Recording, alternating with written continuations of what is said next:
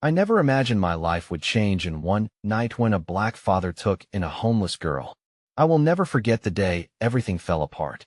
The air was heavy, the kind that wraps around you like a thick fog. I stood alone on the street, my heart pounding.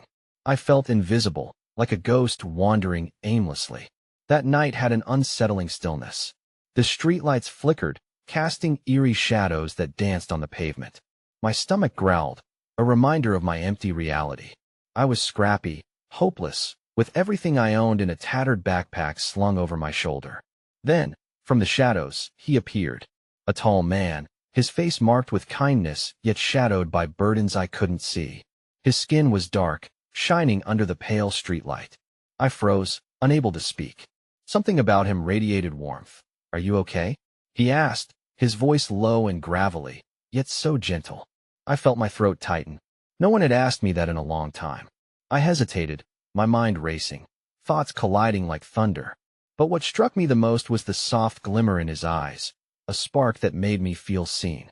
He had 2 kids, he explained, a son and a daughter, both vibrant and loud, like sunbeams bursting through a gloomy day. I wondered if they were scared of what lay beyond their comfortable home. I imagined the noise, the laughter, and the warmth of a family. Was that world even possible for someone like me? As he reached out a hand, the moment stretched, thick with unspoken questions. "I could help you." The weight of those words landed heavy. Help? My head spun. Thoughts dashed in every direction. Why would he want to help someone like me? The streets had taught me to be wary, to tread carefully around strangers. Yet a part of me was desperate for hope, for a lifeline amidst this cold chaos. What was it like to belong somewhere? To feel safe? As I took a shaky breath, I still couldn't move. Did I trust him? The uncertainty hung in the air, barely breathable, but the inkling of hope clawed at me fiercely. Suddenly, a sharp noise shattered the night. A distant scream echoed through the alley. My heart raced, pounding in my chest, a frenetic drum that drowned out everything else. The man's expression changed, a fleeting glimpse of fear flashed across his face. "Stay close," he urged. I nodded, but my body felt heavy, frozen with a mix of awe and dread. I could sense the chaos swirling just out of sight. What were we stepping into? With each step toward him, the warmth of his presence wrapped around me, like a blanket in the harsh night. But deep down, I questioned what this meant. What if he wasn't who he seemed? What if I had just traded one nightmare for another? Hey, before we continue with this amazing story, I need to give you an important heads up. Many subscribers have reported that YouTube unsubscribed them without warning. Take a quick second to check the red button below to make sure you're still subscribed to the channel. I'd hate for you to miss any of the exclusive content coming soon. And while you're there, smash that like button, it really helps me out with the algorithm. Oh, and tell me in the comments, which city are you watching from? I love getting to know every amazing person who's part of this community. Your participation makes all the difference. Let's connect. As the echoes of the distant scream faded, the man swiftly wrapped an arm around my shoulders, guiding me further down the shadowy street. The soft grip felt foreign against my skin, yet a flicker of security stirred within me. I fought the urge to flinch. Would I burden him if I let myself feel safe? "Just stay close," he whispered, glancing back and forth as we navigated through the labyrinth of alleyways. His gaze was searching, alert, and I felt a rush of gratitude for his protective instinct. Was this what it felt like to trust? The air was charged with tension, but we moved in sync, an unspoken understanding guiding our steps. As we rounded a corner, we stumbled upon a small flickering light in the distance, illuminating the scene of 2 teens grappling in a rough scuffle. My chest tightened at the sight. The chaos ignited the shadows I had tried so desperately to escape. It reminded me that danger lurked just beneath the surface of so many lives. The man tightened his grip, almost reassuring, as if silently promising to shield me from this unpredictable world. "They're just scared," he said, studying the fight. There was a deep empathy in his voice, as if he recognized the fragility behind their anger. We all are, but fear can unravel a person. Watching the struggle, I felt a wave of helplessness wash over me. I ached to intervene, to find a way to defuse the anger sparking like dry kindling. Yet, my feet felt rooted to the ground. Would I even know how to help? Suddenly, A shrill whistle from the man broke my spiraling thoughts. "Hey, let's not go there," he called out, his voice steady despite the tension in the air. I felt awe at his courage the way he stepped into the fray, trying to assert a calm in the storm. The brawl paused momentarily, a hesitant silence settling as the teens turned to face us. "Who the hell are you?" one of them yelled. "Just someone who cares," the man replied, lifting his chin defiantly. My heart raced at his words. Here was a stranger standing up for others, unaware of the risks. It was more than I had ever imagined for myself. It sent a jolt of something warm and alive through my chest. Was I witnessing true kindness? Finally, the tension snapped when the teens, having caught sight of our silent spectators, turned and fled into the darkness. I exhaled shakily, a mix of relief and regret flooding over me. "Why did they fight?" I asked, somehow yearning for answers that echoed my own painful questions. They didn't know how else to deal with their hurt. "It's easier to lash out than to bear it alone." He paused, looking at me with such intensity it felt as if he could see through every layer I had built. "But strength can also be about finding connection, not just conflict." His words hung heavily in the air, resonating deeply within me. I had spent so long feeling powerlessly alone, surrounded by shadows, but beneath the weight of his gaze, I felt an ember igniting slowly but steadily.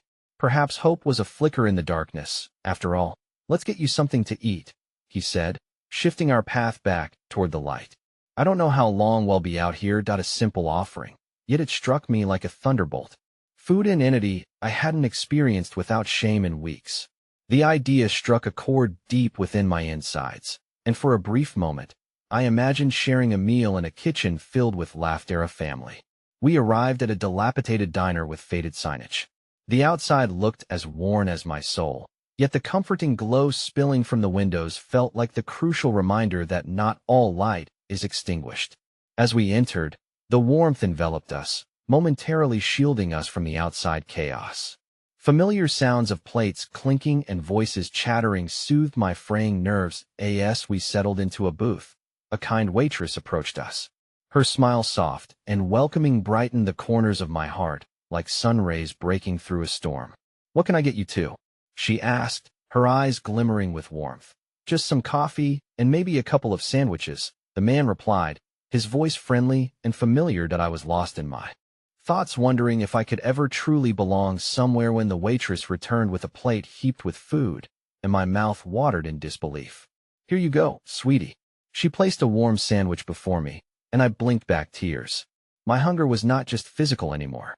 It was a hunger for kindness, for connection.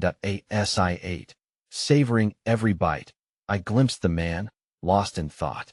He exuded a subtly profound light that made me restless and curious. What lay beneath the surface of his smile? He glanced up, catching my gaze. "What's on your mind?" "Just you," I breathed out, wanting to unravel the mystery behind his kindness. His expression softened, briefly revealing a glimmer of something deeper: regret, perhaps, or pain. "I understand what it's like to feel lost." Just then, the door chimed, and a chilling draft swept in. I turned, half expecting to see shadows from the past, but instead, a woman entered, her eyes scanning the diner before locking onto us. I felt a jolt of recognition, a chill crept down my spine. This was her, the woman who once sat behind a desk at my school, offering comfort to troubled kids, only to walk away when the going got tough. What was she doing here? A part of me wanted to disappear beneath the table, another part dared to seek her out. How strange that in this moment of newfound warmth, shadows from my past were looming ever closer. With a swift, uncomfortable leap, my heart raced, and I realized that conflict was not only outside, but within me, aching to break free. The warmth of the diner faded as my resolve slackened. The man caught my concern, his brow knitted in confusion. I felt I'd stumbled into a revelation, a quagmire of emotions threatening to unravel all that I had just begun to stitch together. What would happen next? Would I confront the ghosts of my past, or would fear pull me back into the cold embrace of my old life? I was still staring at her, the woman who had once held the keys to my troubled past, when the man across the table shifted in his seat. His brow furrowed, a mix of concern and curiosity enveloping his features. "Do you know her?" he asked, his voice steady yet gentle, like a bridge reaching out across the unknown that I wanted to say yes, to explain how her presence made my stomach churn, but my voice faltered. Instead, I nodded, an unsteady motion that felt heavy with memories I wasn't sure I could unpack in front of this man who had unexpectedly woven himself into my life. She used to work at my school, I finally admitted, the words escaping like a confession. His sharp gaze flickered to the woman, and for a fleeting moment, I saw a flash of recognition pass through him as well. The weight of silence filled the space between us, thick with unsaid words and the tension of the past colliding with the now. The warmth of the diner seemed to shatter as the woman approached our booth, her expression shifting from casual familiarity to cautious intrigue. "Is everything all right?" she asked, her tone both professional and uneasy, as if she was unsure how to penetrate the moment. "Just a little lost in thought," the man replied smoothly, his presence unwavering, a mountain amid a torrent of emotions. He gestured to the seats beside us, an invitation lingering in the air. The woman hesitated for a breath, a flicker of some thinga blend of recognition and uncertainty passing over her features. "I didn't mean to intrude. Her voice trailed off, searching for the right words that hung heavy like autumn leaves. The man turned to me, his eyes urging me to speak, to reveal the threads of confusion and fear that tightened my throat. I wrestled with the desire to retreat versus the pull to confront these shadows. "That I am not lost," I said finally, a boldness rising within me that I hadn't known existed, "but maybe she thinks I am." I looked back at the woman, my heart racing. "You left. You took off when things got tough. I needed you, and you weren't there." Her response was immediately, a fleeting flash of guilt passing through her eyes. "It wasn't easy, and you abandoned me," I interjected fiercely, the truth bubbling to the surface along with years of unspoken hurt. "You left when I needed help. You didn't even say goodbye. "That I am sorry," she whispered, her voice trembling, her eyes shining with tears that reflected the struggle of both our pasts. "I had my own battles, and I thought I was helping by letting you go." The man reached out to gently squeeze my hand, an anchor in this storm of emotional chaos. "You're not alone anymore," he murmured, infusing his words with a kind of strength that made me feel both vulnerable and fortified. The diner felt like a theater, with the patrons frozen in their personal narratives, oblivious to the reckoning unfolding in our corner. I wanted to claw my way through the despair, but also faced the possibility that the flicker of hope I had felt moments ago could extinguish with the next breath. "That I found someone tonight," I said, looking up at the woman once more. "That's how I've made it this far. I've been searching for something real." The frustration and sadness swirled within me, battling for air. I thought that was lost forever. "That a heaviness settled between us, laden with the echo of lost connection and abandoned trust." My heart raced, uncertainty weaving through my thoughts like a thread about to snap. I felt the urge to scream, to ask her why she had walked away and what had brought her here today, yet my voice was caught in the net of vulnerability. "I care, more than you know," she answered, her voice raw but desperate. "And I'm here now. Let me help you help me?" I echoed, incredulous. "How can you help me when you didn't care enough to stay?" My heart twisted as emotional barricades surged, reminding me of the hurt that often constructed walls higher than I could climb. The man's grip tightened around my hand, a lifeline in the tempest. "It's okay," he whispered softly. "You're safe. Just breathe. It's okay to feel what you feel." Across the booth, the woman's face contorted in pain, as if my hurt had struck a chord deep within her. "I never meant to hurt you," she murmured, her voice barely a whisper. "Please believe me." In that moment, something shifted. The diner cracked open like a fragile shell, revealing a world that offered possibilities intermingled with heartache. There was a chance for understanding, a chance for kindness to seep back into my life like the warm glow of the diner's lights. But just as I opened my mouth to respond, to echo the lingering warmth in my chest, or to convey the tumult of confusion that clouded my mind, the door swung open again. This time, a group of figures entered the diner, their presence commanding attention. The light from outside dimmed as they stepped inside, casting lengthy shadows that seeped across our booth. I recognized them immediately, faces from another life, echoes of pain and rejection clustering around me.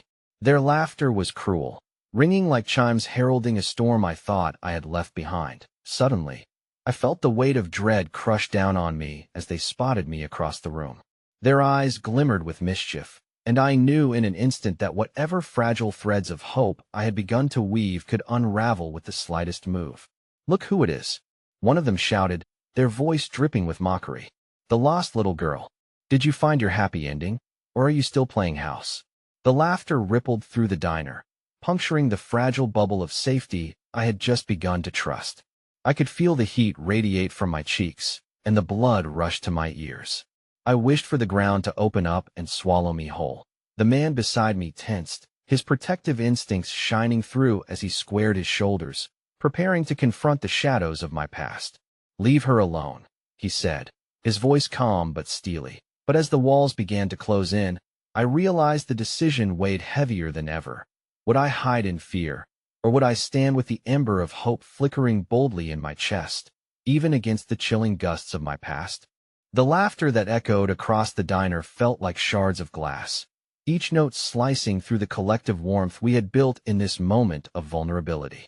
All the soothing words I had just shared with the man beside me evaporated in an instant, and panic clawed at my throat. I could hear the rhythmic beating of my heart against the walls of my chest, drowning out the sounds of dishes clattering and the soft hiss of the coffee machine. I took a breath, one so deep I felt every corner of my being tense. These were not just memories. They were old wounds festering into scars that had barely begun to heal. My gaze flickered between the group of figures and the woman who had once been my anchor, her expression now strained under the weight of surprise and concern. "Look, you don't want any trouble." The man's voice took on an edge, a blend of authority and protectiveness that reverberated in the charged air.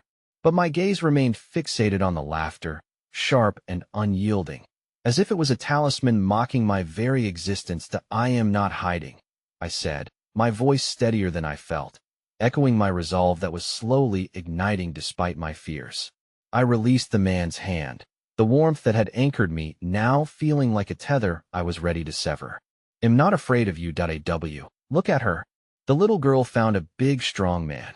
Another voice taunted, and I could see the smirks spreading across their faces, a reminder of the bullying that had chased me in shadows for far too long. "Is he your knight in shining armor? Is that what you call it when you fall from grace and get picked up by a stranger?" The laughter spurred the raw verbal wounds that had long been stitched over in silence. But this time, I felt something different bubbling within me, not just fear, but a fierce anger ignited by years of dismissed trauma. I could almost feel the heat wrapping around my ribs, urging me to respond, to finally reclaim my narrative. "Maybe I'm not the lost little girl anymore," I said slowly, my voice gaining volume. "Maybe you just can't see that I'm not waiting for someone to rescue me. Maybe I'm standing tall because I learned to walk on my own." As I spoke, I could sense the drunken couple in the booth next to us pause, lifting their heads from their conversations as they heard the stir in our corner. For the first time, eyes other than my own fell on me, curiosity and surprise softening the sharp edges of judgment, if only for a moment. The leader of the mockery narrowed his eyes, momentarily disarmed by my unexpected defiance. "That's cute. But let's be real, you're just playing dress up. You're still that same girl who couldn't stand on her own 2 feet. We both know that." His words fueled the fire within me, and in that moment, a memory surfaced, a faint whisper of encouragement from the man who had brought me in from the cold just a few hours ago. "You're not alone anymore." My heart thudded loudly against my chest as I turned to the man beside me, who was watching the confrontation unfold with a fierce protectiveness, ready to step in if needed. "Don't," he said softly, a warning in his eyes that matched the strength of his presence. There was a flicker of admiration there, an invitation for me to take the next step. That I looked back at my tormentors, incredulous at their ability to loom so large in my life even after all this time. "You think I wouldn't stand up for myself?" My words, laced with determination, echoed through the diner. "I'm no longer the girl who lets you define her worth. I decide who I am now." The group fell silent, the moment swelling with tension so palpable it felt as if the world had stopped turning. Their smug expressions faltered, but just as I thought I had struck a blow, their leader smirked knowingly. "Good for you. Enjoy the fairy tale while it lasts."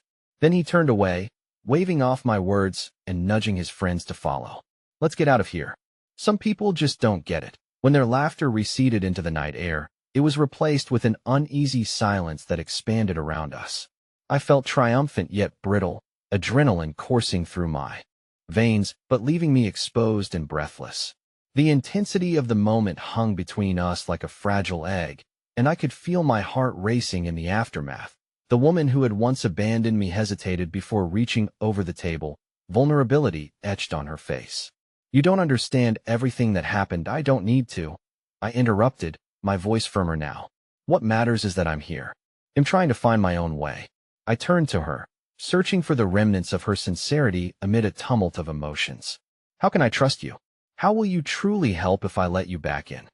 In that second, certainty flickered beneath the turmoil of rising uncertainties, and my chest ached with the weight of wanting clarity amidst chaos. I glanced to the man beside me, who held my gaze steady, a quiet encouragement taking root in my chest.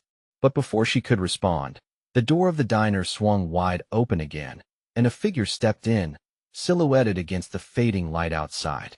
My breath caught as I recognized the face staring back at me, a face I had never expected to see again, bearing the weight of secrets that might unravel everything I thought I had known. Is that really you? The voice was soft, almost reverent, and as the figure took a step closer, the air crackled.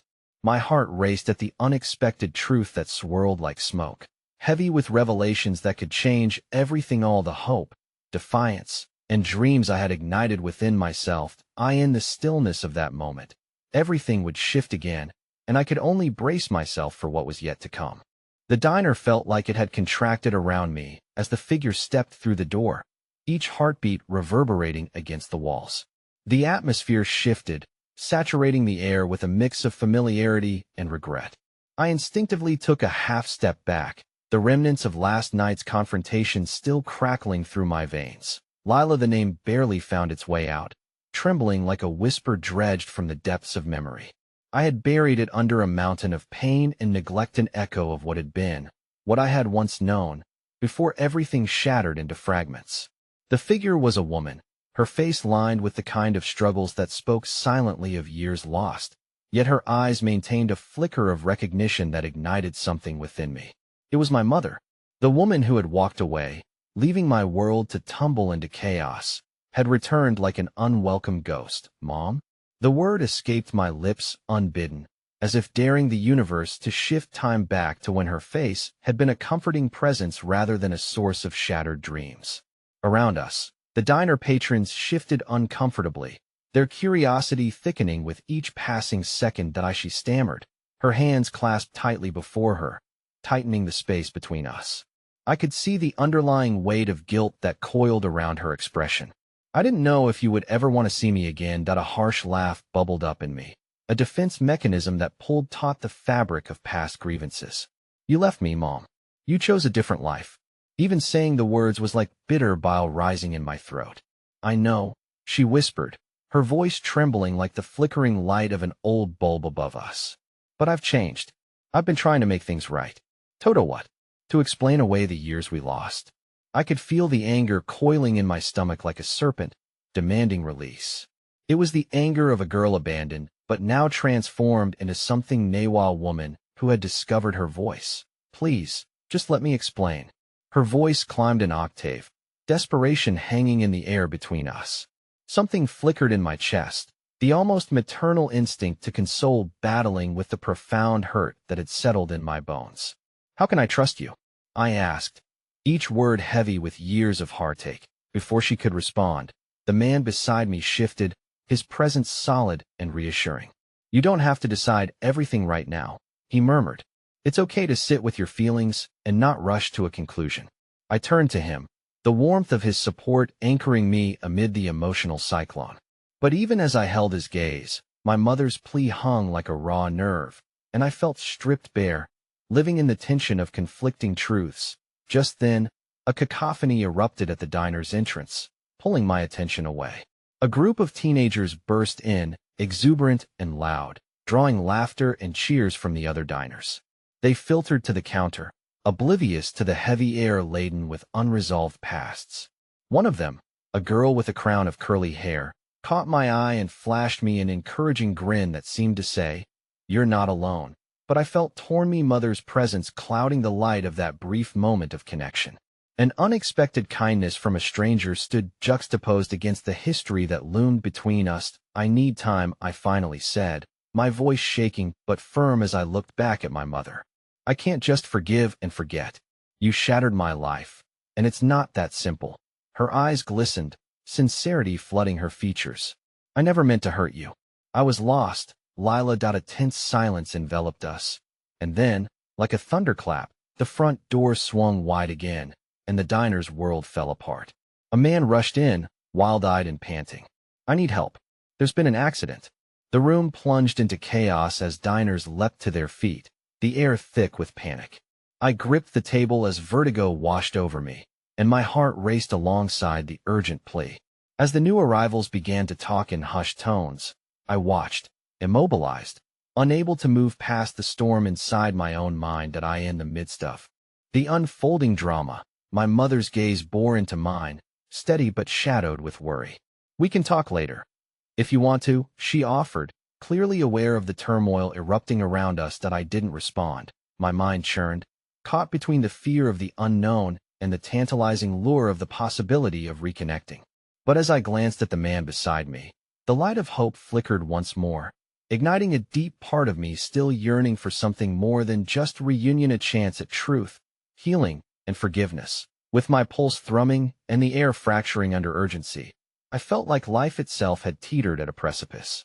The weight of the future loomed overhead, and as the urgency of the situation called for attention, uncertainty gripped me tighter than before. The question lingered: might this be where everything changes? Or would it simply add another layer to the complex tapestry of my past?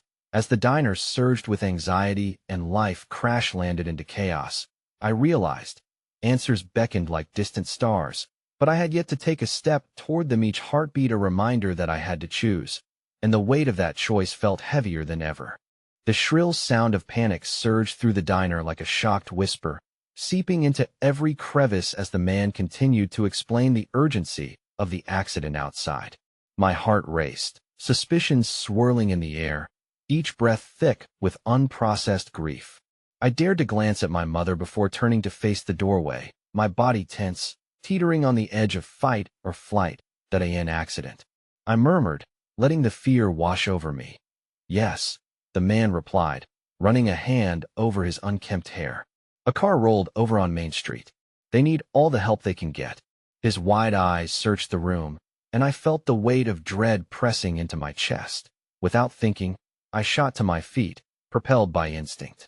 This was bigger than my broken past. This was a chance to do something, anything. That would mean I was more than just enduring my life, more than merely surviving within the bubble of grief. I glanced back at my mother. Her face was pale, the weight of her own fears manifesting as shock. But there was something in her expression that caught like a small spark, the instinct to protect. "Lila, wait," she called as I moved toward the doorway. But the need to act propelled me forward, and before I knew it, I was shoving past the startled patrons and into the cool night air, leaving behind the confines of the diner like a ship setting sail into an unknown horizon. Outside, the night was laced with the sharp scent of smoke and the distant wail of sirens.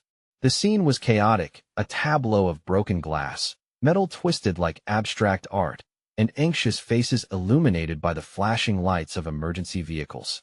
A crowd had gathered, anxiety thick in the air, people shouting questions and concerns that melded into a dizzying cacophony. That I pushed through the throng, propelled by adrenaline and a sense of purpose. A man in a uniform pointed toward the wreckage. "Help is on the way.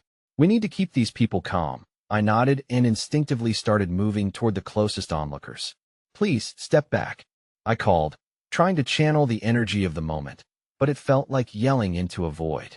My throat tightened as echoing memories of helplessness clawed at memories of watching my world spin out of control and being unable to intervene. Just then, a commotion broke out to my right. A figure surged forward, elbowing through the crowd. It was an older man, his face a mask of panic. My son was in that car. His voice cracked, desperation spilling from him in waves. Something nestled deep inside me stirred. igniting the urge to help. Yet I felt paralyzed, memories of my own father's absence cascading over me like a heavy quilt. But my heart wouldn't allow me to stand still. I turned again to the crowd, and without thinking, I began to organize those around me. Everyone, calm down. Let's make space for the first responders. The words felt foreign, yet empowering as they tumbled from my lips. There was a flicker of something within me, a conviction that perhaps was born from the weight of my experiences. Could I stand again as a pillar for someone else? The swarm of bodies began to yield, somewhat. We created a small area of safety around the wreckage.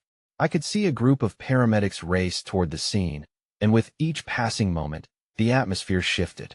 People went from panic-stricken to attentive, electricity crackling in the air as glimmers of hope wove through despair. As the first responders began working, I moved closer. They tended to the injured, their focus unwavering, selflessness hanging thick in the air like the smell of sandalwood. I watched as they lifted a young man out of the vehicle, and at that moment, an unexpected clarity washed over me. In the haze of chaos, I felt empathy crystallize into action, and a small part of me imagined my mother standing here, with me, transforming her despair into resilience. That I glanced back at the diner, and for the briefest of moments, I caught sight of her silhouette framed against the warm lights within. Despite our conflict, a thread of connection glowed, a complicated love binding us as both a wound and a salve. Maybe she could still be part of something greater. But as the night pressed on with unfurling emergencies and whispers of hope, an unexpected voice broke through the din. Keep clear, please. We have a situation. The voice belonged to a paramedic, the urgency unmistakable in her tone. A heavy weight settled in my stomach as I realized that the night wasn't just an accident. It was stitching together the loose threads of my life. But just when I thought I could take a breath, a distant scream rippled through the crowd, the kind that sent chills racing down spines. And then I saw Ida, figure lurching forward, stumbling toward us, bloodied and gasping. Recognition froze me in place, shards of reality clashing with recollections I didn't want to face. Dad! The voice echoed out, and my heart plummeted into the abyss of chaos, the edges of my tightly held heart blurring at the realization. The night wasn't transforming my life in the ways I had hoped. It was unraveling the very fabric of everything I thought I knew. In that moment, standing at the precipice of truth and fear, I understood with gut-wrenching clarity.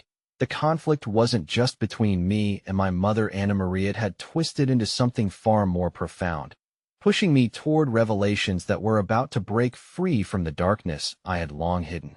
The sounds of chaos faded into an agonizing silence as I took in the sight of him, the man who had once defined my childhood and unknowingly contributed to my years of anger and sorrow. Staggering forward, his once strong figure now frail and battered, my father's eyes flickered with recognition, a mix of relief and fear pouring forth at the sight of me. Lila, his voice cracked, a feeble whisper that felt like a prayer haunted by doubts. Time constricted around us, every heartbeat echoing in a void that teetered between nostalgia and disillusionment. Before I could comprehend the monumental shift unfolding before me, my instinct kicked in. I dashed toward him, propelled by a mixture of fear and undeniable connection. Dad! The word tumbled from my lips, heavy with years of unspoken resentment and aching longing. I reached him. His body buckled slightly, and I flung my arms around him, clinging to the fragments of the father I had both loved and mourned. The smell of blood and smoke melded with the familiar scent of his cologne, a blend of warmth that felt surreal. His arms enveloped me, fragile yet insistent, and in that moment, everything outside faded into a blur of sirens and shouting. He pulled back slightly, his eyes searching my face for something: reassurance, forgiveness, or perhaps the connection that had slipped away over the years.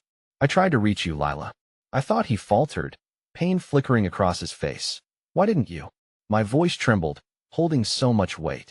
The pent-up anger surged, but beneath it lay a flicker of something more potent: the desire to understand, to find footing in this whirlwind of emotions. A mistake. I made a terrible mistake, he murmured, gripping my shoulders as if I were a lifeline. I'm sorry. I thought I could protect you from all of this. Panic flooded my veins again at the abrupt realization that he wasn't just a part of my past.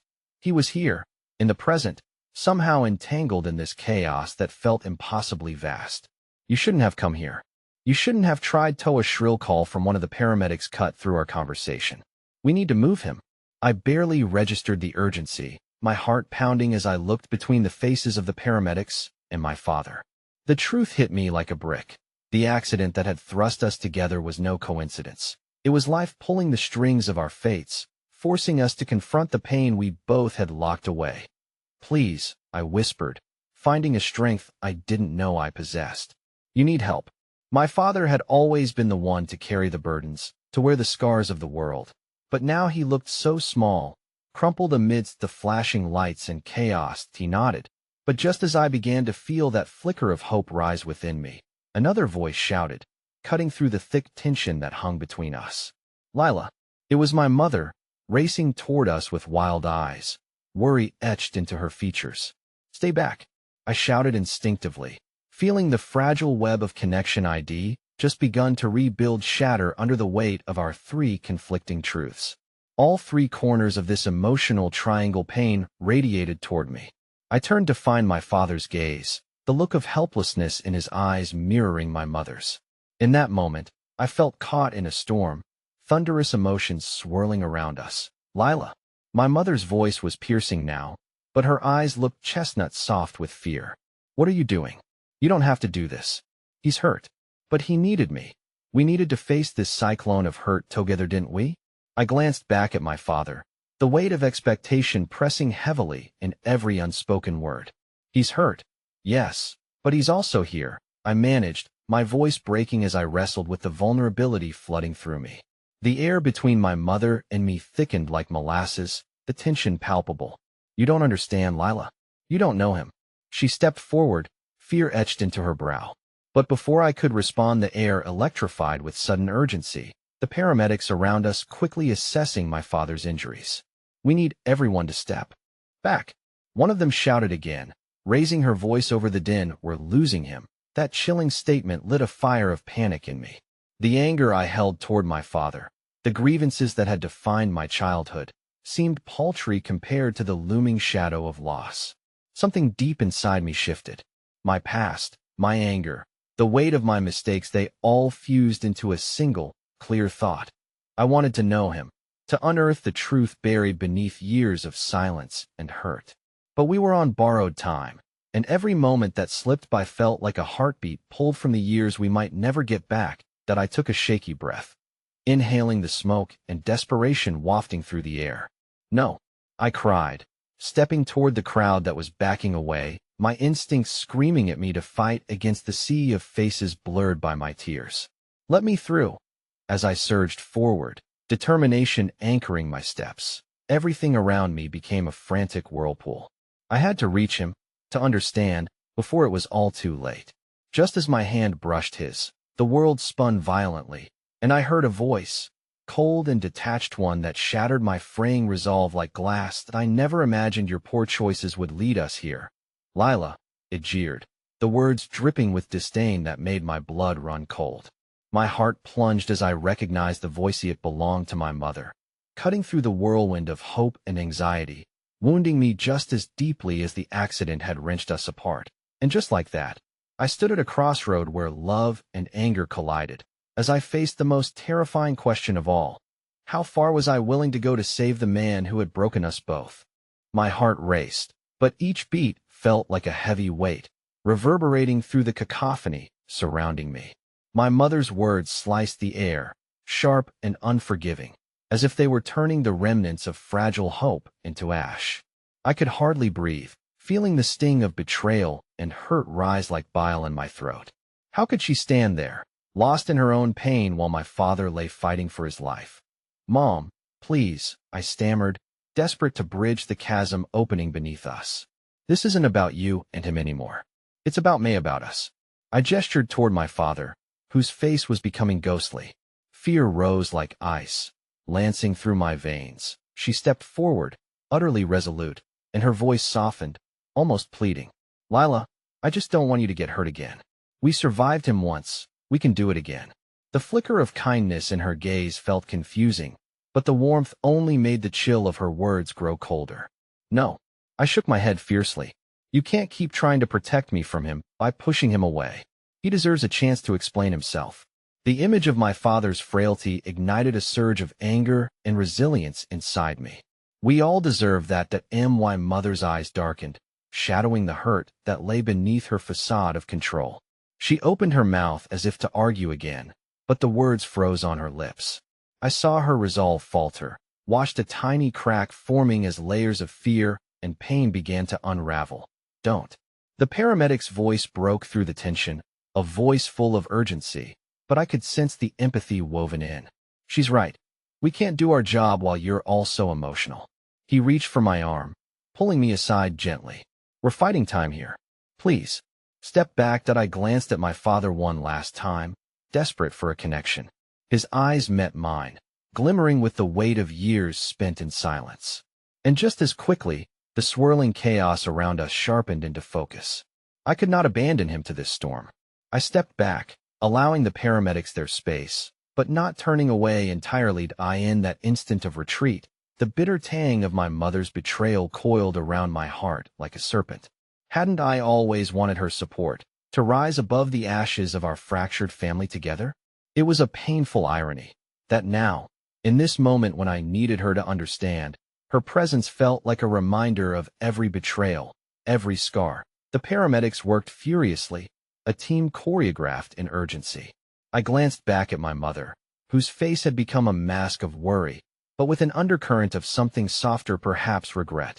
As I caught a glimpse of my father's expressions, the fear and fragility in his eyes squeezed at my heart. I could no longer bear the weight of our shared history defined solely by pain. I had come to understand that sometimes, hurt was not the end but a painful beginning. Could you at least try to see him? I turned to my mother, my voice barely above a whisper, yet layered with desperation. The emotional distance we had held for so long suddenly felt ethereal, as if hope could penetrate it. She hesitated, the storm in her eyes fighting against the gentle urge of compassion. Lila, she began, but stopped, blinking back tears. Then an unexpected moment of kindness appeared in the crush of chaos. A young firefighter, his face smudged with soot, but his demeanor warm, caught my eye as he approached my mother. Ma'am, I know this is very hard, but please, if we can get through this together, there may be light on the other side. For you both. His words hung in the air, heavy yet buoying.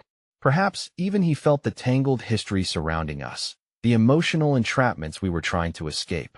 Mom's stricken expression softened slightly, understanding blossoming as she responded to the stranger's genuine concern. She nodded, albeit slowly, our past still weighing down her heart, but tempered now with the barest flicker of resolve.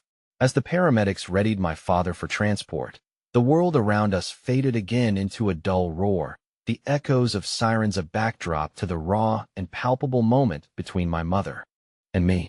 A moment tuned not to the pain but to a shared longing for understanding. Okay, she finally said, her voice trembling with uncertainty. Let's get through this first. The proclamation was a fragile vow, a small ember ignited in the darkness.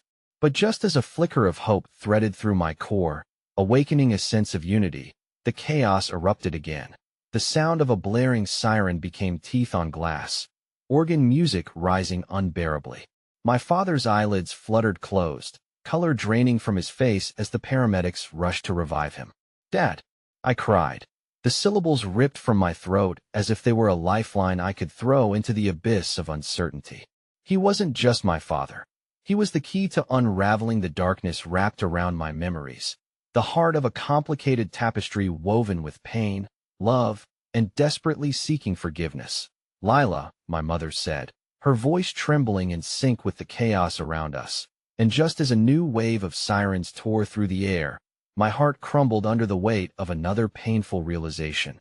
What if this was our only chance? What if, after this night, I would be left with even more questions than before, questions whose answers I would never get to hear? A desperate breath escaped me, and I realized I was holding on to hope just as tightly as I was clinging to the hand of the past, and the ground beneath me was once again shifting. Please don't leave me, I whispered, as the atmosphere thickened. The air danced with both fear and longing, the weight of it threatening to drown us all in despair. And just as I felt the suffocating grip of despair closing in, my father's eyelids fluttered open once more. His gaze found mine, unfocused, a fading glimmer of recognition sparking within him. In that fleeting moment, our eyes met across an abyss, tethered by the fragile strands of connection wrought by years of longing. But as our hope surged forward, an unexpected twist unraveled the fragile bond we shared. An eerie, familiar voice slipped from behind me into the night, its cold edges slicing through everything we had tried to build. "You really thought you could save him, didn't you, Lila?" My heart stopped the sound of that hateful voice wrapping around me, a chilling into a dawn yet to fully break.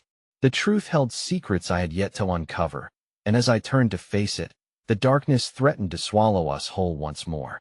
The fluorescent lights of the hospital flickered above me, casting a sterile glow that seemed to amplify the raw emotions swirling within the walls of the waiting room. The hum of hushed voices and the distant chatter of doctors was a blurry static that drowned out the chaotic symphony of feelings generated from the confrontation outside. My breath came in shallow gasps, each one a reminder of the fear tightening its grip around my heart. "Lila, sit down," my mother's voice broke through, fraught with an urgency that held both concern and a hint of frustration. I had stood there, rooted in place, unable to process the venomous words that hung in the air like a cloud of smoke.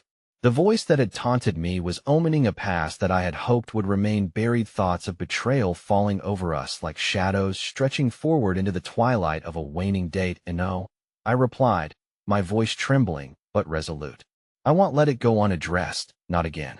I fought the urge to plead, to beg my mother to understand how much was at stake not only for me, but for our family unit that had seen too many fractures. But she looked away, her gaze fixed on the old plastic chairs that adorned the waiting area. It was as if she too were wrestling with the weight of silence that hung like fog between us. We were both cocooned in our suffering, enemies in a war neither of us wanted to fight. From the corner of my eye, I caught sight of the young firefighter, the one who had offered my mother gentle comfort moments before. His presence aroused a flicker of warmth amid the cold reality of our situation. He stood nearby, carefully observing, maybe even waiting for an opening to bridge the gap between us. A part of me felt grateful for his unassuming kindness as he discreetly handed me a cup of water, his hands sturdy but sensitive. "Thank you," I murmured, the simple gesture reminding me that even in the midst of chaos, glimmers of humanity could spark new hope. It was enough to reignite the ember of courage I felt dimming within me, layered under the weight of my heartbreak. I finally sank into one of the chairs, feeling the plastic cool against my skin, a stark contrast to the warmth of tears reluctant to spill over my lashes. I could almost hear the pulsing of my heart, the persistent reminder that life, for all its chaos, still unfurled in moments both vast and small. Yet, my thoughts were frantic with worry for my father, for the words I had yet to say, for the truth lurked in the shadows just beyond reach. The shrill beeping of machines echoed from the direction of the emergency room, steady yet terrifying, each sound fueling the abyss of despair clawing at my insides. My phone buzzed in my pocket, breaking the fog momentarily. It was a message from Jenna, my closest friend. "I'm here for you, Lila. Whatever you need." Simple, yet it wrapped around me like a comforting blanket, reminding me that I was not alone in this battle. Just as I leaned back in my chair to exhale, the door to the ER swung open, and in stepped a doctor, her face concealed in a mask, but her eyes reflecting a world of compassion. "Is there a Lila here?" she asked, her voice gentle but with a weight of authority. I scrambled to my feet, my heart racing not from fear this time, but with a desperate question. Behind her, the coat of a nurse glowed like an angelic presence, carrying with it the gravity of a situation whose outcome I had already begun to envision in nightmares. That I stepped forward, suddenly aware of my mother flanking me, both of us entangled in a web of shared trauma, yet alien in our resolve. "I at my dad? How is he?" I stammered, urgency driving my voice, begging for answers I wasn't sure I was ready to receive. The doctor's eyes softened with understanding. "We're stabilizing him. He's been through a lot, but he's holding on. We need to give him a little more time." I felt the fragments of hope crackle beneath my skin, as though the very air around me vibrated with unspoken promises. "You can see him soon," she added, though something in her tone sent ripples of trepidation through me. Just as I felt the transparent weight of possibility hovering in the air, my mother leaned into me, her presence suddenly solid and comforting. "Whatever happens in there, Lila, we'll face it together," she murmured, her voice trembling but resolute. The vulnerability between us forged a temporary bridge across our tumultuous ocean of misunderstanding zone I was uncertain could bear the weight of the past. The two of us waited, a vast expanse stretched carefully between our hearts. The moments dragged, punctuated only by the distant clicks of medical equipment and the soft rustling of officials scurrying about. In that tense stillness, I processed the tangled threads of betrayal that lined my past, aware of the new revelations that would inevitably spring forth, threatening to unravel everything I thought I knew. My father's gaze had held so much unsaid, and the thought of what awaited me pulled me toward an edge I could sense but not yet see. With resources depleted and courage trailing behind me, a voice pushed through the silence, the cold weight of its familiarity pushing against the minor comfort I had gleaned from the doctor's words. "You still think you're going to save him?" The unmistakable biting tone made my blood run cold as I turned again to that shadowed figure when I thought I had escaped. The past was not yet finished with me, and as that voice echoed through the waiting room, I felt my foundation shake once more, an ominous reminder that the night was still young, and the truth still lay ahead, waiting to shatter everything I held dear. The fluorescent lights above flickered erratically, casting long shadows that seemed to dance across the sterile walls of the waiting room. I had never anticipated the storm of emotions that would engulf me here, nor had I dreamed that this night would spiral beyond the boundaries of my own heartache into a desperate search for connection and healing. The doctor had just stepped away, leaving behind a fragile thread of hope that felt as thin as the air I struggled to breathe. Mom remained by my side, her presence a bittersweet reminder of our shared history, the kind of history that intertwined pain with longing, where each wound created an emptiness that echoed louder than the other. I dared not turn to her. The weight of us seemed too heavy. Would this really be a moment of connection, or merely a facade we both wore? I stole a quick glance at her, searching for flickers of recognition in her face that would echo my own feelings. Yet all I saw was fear painted heavier than uncertainty. Memories of past grievances flooded through me, a tempest that had taken years to build up. "You still think you're going to save him?" That haunting voice sliced through my thoughts once more, echoing against the walls of my mind, dragging me back into a current that threatened to pull me under. "Who do you think you are?" I snapped, the words escaping before I could pull them back. Anger shot through Maya's protective shield, a last attempt to reclaim my narrative in this whirlwind of chaos. The figure that had approached USA, Spectre materializing from the shadows, offered a wry smile that felt like an honest mockery of my turmoil. "You think confronting old ghosts will bring you peace? You're just as lost as before," they said, and with every word, I felt my heart claw at the realization of familiarity, of wounds I thought had sealed but remained raw beneath the surface. "Enough." My mother's voice sliced through the electric tension, a sudden outburst of maternal fierceness that surprised even me. "I will not let you come here and poison her hope." There was a decisive strength woven in her voice that felt foreign, yet so right.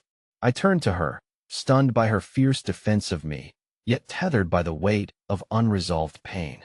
This was the crux of a tethering of our estranged efforts to distill the essence of family amid the ruins of our past. Could it be that still, despite everything, we were finding our way back to each other? But the figures simply rolled their eyes, dismissing her bravery with an unsettling wave of their hand. Hope. What a naive illusion. You, Lila, and your mother will never escape it. You're tied to his mistakes, tied to his failures. They persisted, planting seeds of doubt that threatened to root within me. "Stop," I shouted suddenly, feeling a surge of defiance bubble up through fear and sadness. A moment surged within me, ignited by desperation and anger, an ember that was growing hotter, brighter. My father may have made mistakes, but he deserves more than the damned judgment of the past. The tension in the room felt alive, pulsing like a living organism. My heart raced, flooding my veins with adrenaline at the very idea of freedom from this suffocating resentment. Yes, he had hurt me, but it was time for him to confront his own demons, a choice that was no longer within their grasp. The very act of defending him ignited a torrent of liberation inside me. Perhaps he didn't deserve forgiveness just yet, but the potential for healing radiated like the first rays of dawn after an unforgiving night. That defiance recoiled at the shadowed figure's express Iona flicker of uncertainty, perhaps even fear. You think he deserves your loyalty? He abandoned you, they hissed, bitterness bubbling beneath their facade, while I felt the truth of my own realization echo within. We had all fought so hard to salvage our wounds, yet in this moment, I caught a glimpse of my own power to break free. Maybe that's why we need this chance, I breathed, my voice steadying against the chaos, casting a careful glance toward my mother. To find the truth behind the mistakes and to forge a different kind of future. I'm not exonerating him, but I refuse to allow his past to dictate my own path. And in that solitary moment, I saw a fear and realization flickering in my mother's eyes. A quiet accord tumbled between us, as if she too recognized the weight of our shared resolve. The truth surged like light filtering through clouds. I want to reclaim my narrative, one that is not dictated by fear. The shadowed figure shifted uncomfortably, their grip on the narrative weakening. You really believe you can find peace through him? They challenged, though I saw doubt creeping with every spiteful word. And I smiled, truly smiled for the first time that evening, feeling a connect-Iona pulse that surged through the three of us, binding our fates together. I think it's about time I start living my truth. As the shadows of our past began to recede under the brightness of my newfound liberation, I turned toward my mother. We exchanged a wordless understanding, a glimmer of resolve that promised to break the cycle, heal wounds. It was there in the quiver of her lip, the way she held my gaze, a fraction longer, termed briefly by forgiveness, stitched together by healing. Then, without thinking twice, I stepped toward the ER doors that swung wide open, inviting me into the quiet gravity of what awaited us, the uncertain yet hopeful realm of recovery. And as my heart thrummed with anticipation and a flicker of fear, I knew I was ready. Ready to face my father's truth and the rightful chapter of reclaiming my narrative. As I crossed the threshold, I felt the air shift around us, a raw amalgamation of hope and vulnerability entwined tightly within the light. No matter what unfolded in that small room, I would not shy from the challenge, nor would I impede the opportunity of solace. Caught in a swell of raw intensity, a whispered promise formed somewhere deep within me. I, Lila, was finally stepping into the warm embrace of forgiveness, ready to rewrite the story of my life, the one where I chose to find strength beyond the shadows. And with that, I realized I was no longer just seeking closure. I was embracing acceptance. As the door swung shut behind us, I felt the final echoes of despair drift away like fragile wisps of smoke. I was ready to unearth my truths, however complicated, however painful. For in embracing them, I would discover the power to transform chaos into light. Thus began my journey, one where healing danced delicately between love and loss, and forgiveness flowed, not as a burden, but as a new dawn unfolding before me. And then, as if punctuating this chapter anew, I turned one last time to my mother. "Well, face this together," I whispered softly, a pledge steeped in the assurance of newfound strength. And in her eyes, I saw it, the flicker of that promise igniting. With that moment held sacred in time just between us, I felt the warmth of understanding settle deeply within my soul. And knowing that we would step forward together, this felt like the most profound truth of all, that even in the tangled mess of life's trials, love would always emerge on the other side, waiting to blossom anew.